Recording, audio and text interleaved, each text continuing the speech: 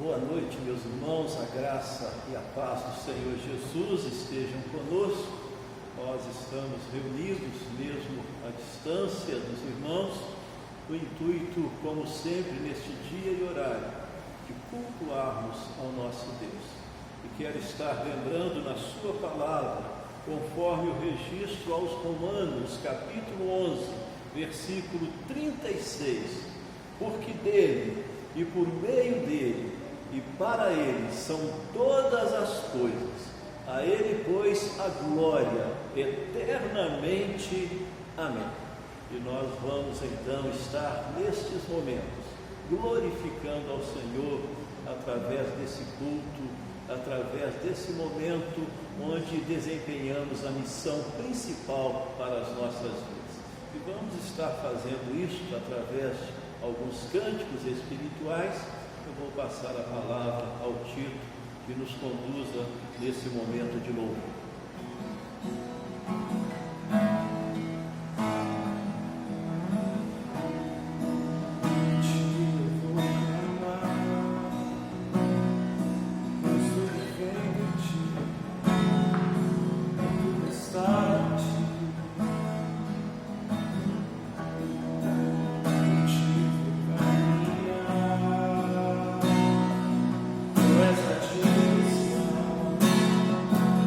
Só a minha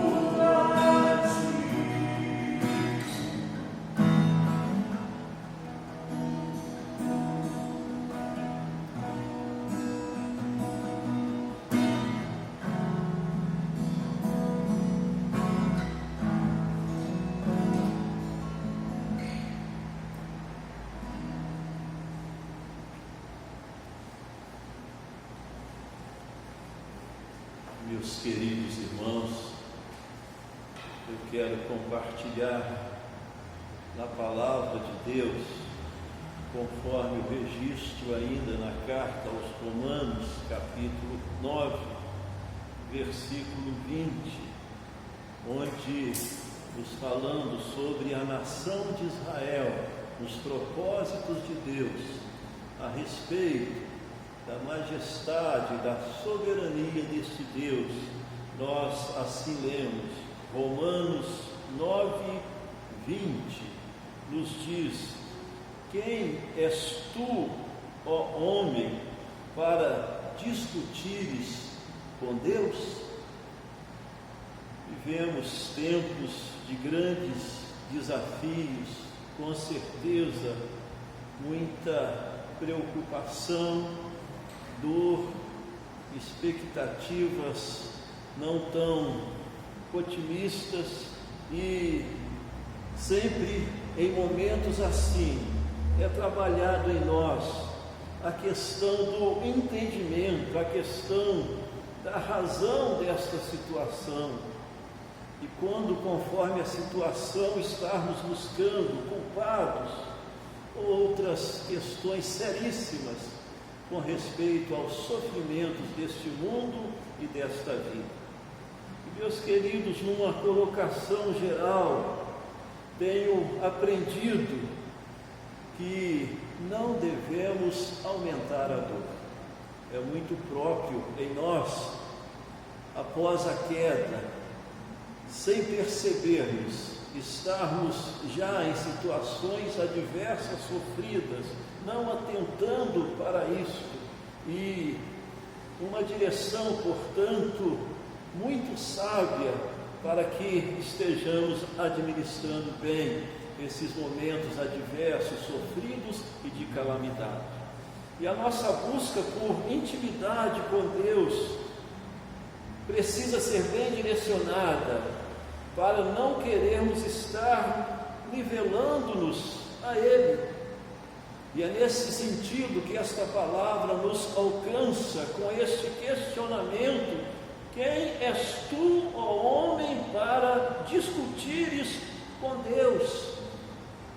E conforme já lembramos este texto na carta aos Romanos, quando nos fala da nação, dos propósitos de Deus, da nação de Israel, questionando a participação humana, e o apóstolo, de uma forma firme e sábia, nos faz, portanto, ter a consciência de que Deus só existe um, único e verdadeiro. Nós somos suas criaturas em Cristo Jesus, salvos, adotados como seus filhos, mas é importante, portanto, estarmos cientes, conforme a tua palavra, em situações assim, quando buscamos explicações, entendimento, sabermos de uma forma muito simples com respeito à sua soberania, que Deus é Deus. Ou seja, meus irmãos, Deus sabe o que faz. A busca de respostas para a nossa dor, conforme a palavra de Deus, conforme a Bíblia, esbarra na sua soberania, conforme a experiência e o registro de Jó, no capítulo 42, versículo 2. Bem sei que tudo podes e que nenhum dos seus planos pode ser frustrado.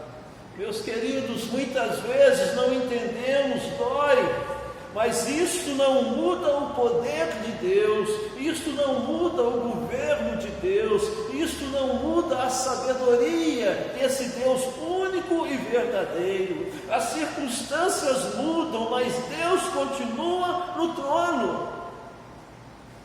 E encontramos, meus queridos, na vida de José, filho de Jacó, na situação que trouxe tantas circunstâncias adversas para ele, quando vendido por seus irmãos, chegou ao Egito como servo, como escravo, e conforme capítulo 50, versículo 20, que registra, após a morte de Jacó, a preocupação dos seus irmãos se seriam agora hostilizados por José, e José responde: olha, vocês intentaram o mal contra mim, mas Deus o transformou em bem, como vemos agora, para a salvação de muitas vidas.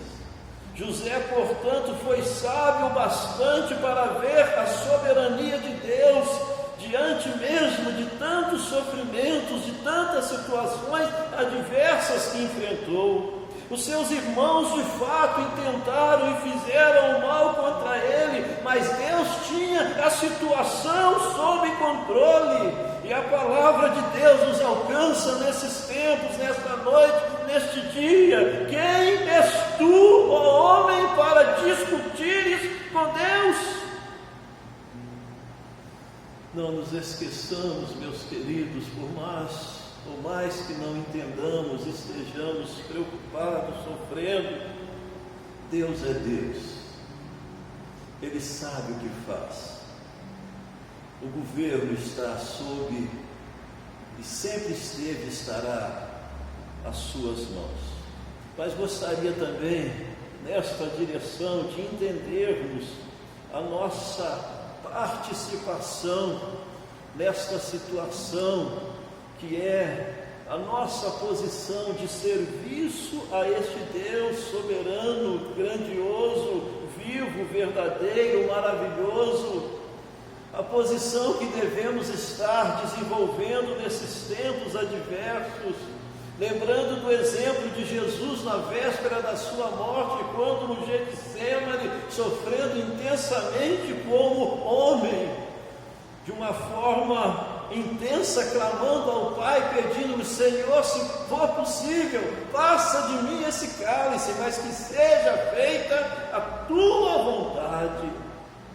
Meus irmãos, independente das mudanças, e não há nada que mais mexe conosco do que os sofrimentos, nós devemos estar mantendo-nos nesta direção, de servirmos a Deus, de buscarmos a Deus, de confiarmos em Deus, de sabermos que Ele está cuidando das nossas vidas e das nossas causas. Se, meus queridos, vivíamos buscando a presença de Deus, devemos continuar. Se porventura não, meu querido, você que está me ouvindo, deve iniciar, ou quem sabe para muitos de nós, retomar a posição de servir ao Senhor abundantemente, conforme tantas convocações que nos faz nesta direção, como também no Salmo 27:8, o salmista testemunha a palavra de Deus no seu coração: buscai a minha presença. E ele responde: buscarei, pois, Senhor, a tua presença. Meus amados, pessoalmente, avaliando essa questão, eu vejo que muitas vezes não fui atendido como no momento eu queria, eu achava pelo Senhor. Mas vejo também, meus queridos, a sua sabedoria trazendo hoje em todas essas lembranças a gratidão por continuar firme, por continuar servindo ao Senhor, por continuar sabendo que Ele está sob o controle, por continuar sabendo que a nossa missão mais maravilhosa e que alcança e abençoa as vidas é estarmos nesta posição, até quando Ele nos chamar para os céus, conforme o registro de Apocalipse 3:10, ser fiel até a morte, e dar-te-ei a coroa da vida.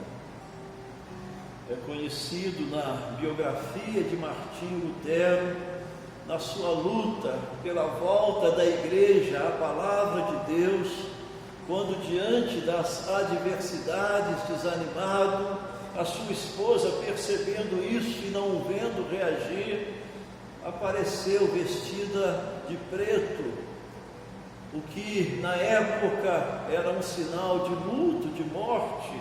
E ele, achando aquilo estranho, perguntou-lhe: quem morreu? E ela lhe disse: foi Deus, Martim. Pelo jeito que você está agindo, Deus está morto. E ele então entendeu, meus queridos, aquela lição, aquela mensagem, e novamente se determinou no serviço para a glória do Senhor e pela sua causa. Então, meus queridos, eu gostaria de lembrar, dentro desta consciência da grandeza do poder do nosso Deus, que precisamos ter esta convicção que Deus é Deus, que Ele sabe o que faz, que tudo está sob o seu controle e que Ele tem o melhor para nós. Em segundo ponto, eu gostaria de lembrarmos o que devemos estar fazendo nesses momentos. Isto, meus queridos, servindo, adorando, clamando, orando, jejuando, sendo instrumentos das suas bênçãos, mesmo à distância, aqueles que podemos alcançar de diversas formas. E finalmente, por último, meus amados, eu gostaria de lembrar que diante da grandeza, da soberania, do poder de Deus, nós precisamos estar firmados nas suas maravilhas, no seu amor e mesmo nos seus propósitos, conforme tantas vezes encontramos na sua palavra, nas experiências adversas dos seus servos, a convocação: não temam, não tenham medo.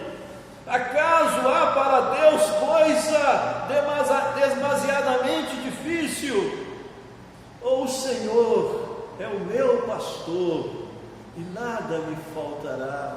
Ainda que eu ande pelo vale da sombra da morte, não temerei mal nenhum, porque tu estás comigo. Ou então, meus queridos, um salmo tão próprio, e desde o início mais consciente desta situação, temos acompanhado tanto, Salmo 46.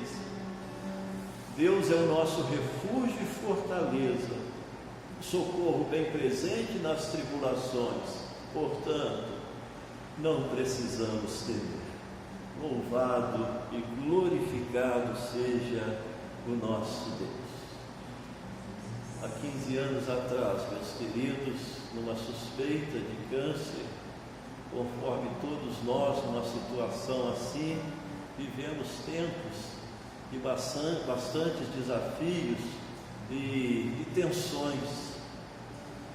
Mas de uma forma especial, meus queridos, na minha experiência, naquele momento, naquela situação, eu não me sentia doente. não é que eu não sentia com câncer, não, mas o vigor físico foi para mim, naqueles dias, muitas vezes, a providência, o consolo, a força de Deus para atravessar aqueles momentos onde, numa experiência entre tantas, a família querida da igreja chegou no nosso lar nos questionando como que o senhor, sendo pastor, pode estar vivendo uma situação dessa? E podemos com carinho estar compartilhando com aqueles irmãos que mesmo nesta vida, sob a soberania de Deus, nós estamos sujeitos às dores e os sofrimentos deste mundo, mas que já temos a vitória, porque Jesus é a ressurreição e a vida, e nele, portanto, nós somos sempre mais do que vencedores. Louvado seja o Senhor. Não entendemos, sentimos a dor, mas sabemos que Deus está conosco. E eu quero encerrar, meus amados, conforme a palavra de Deus, que nos convoca, que te convoca, que convoca a nossa nação e o nosso mundo. Quem és tu, ó homem, para discutires com Deus? E o apóstolo, portanto, no registro desse assunto, conforme sabemos, no capítulo 11 aos Romanos, termina registrando um manifesto de adoração ao Senhor, versículos 33 a 36. Ó profundidade da riqueza, tanto da sabedoria como do conhecimento de Deus! Quão insondáveis são os seus juízos, e quão inescrutáveis os seus caminhos! Quem, pois, conheceu a mente